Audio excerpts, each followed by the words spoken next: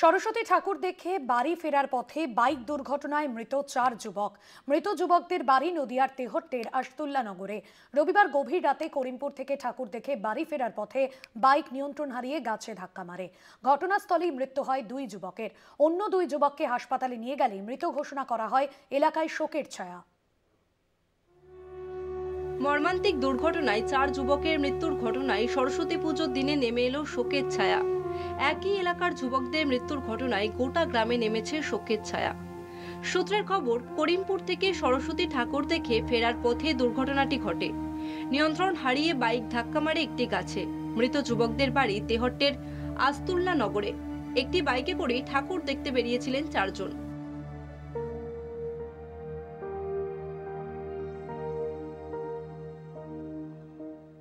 চারজনে এক মোটরসাইকেল ছিল, গাছে ধাক্কা মারার পরে স্পটে 2 জন মারা যায়, আর 2 জন মোটামুটি বাঁচা ছিল, আনতে আনতে রাস্তায় মারা গেল।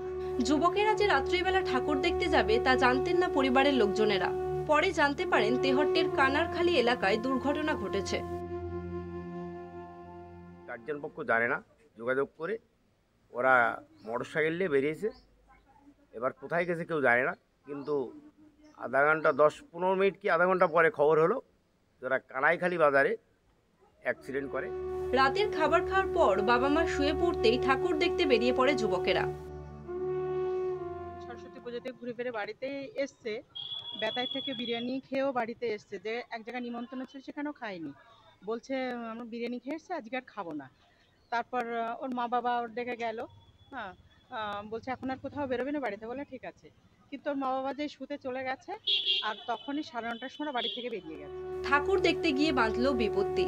মর্মান্তিক বাইক দুর্ঘটনা প্রাণ কেড়ে নিল 4 যুবকের। তরতাজা যুবকদের মৃত্যুতে এলাকায় শোকের ছায়া।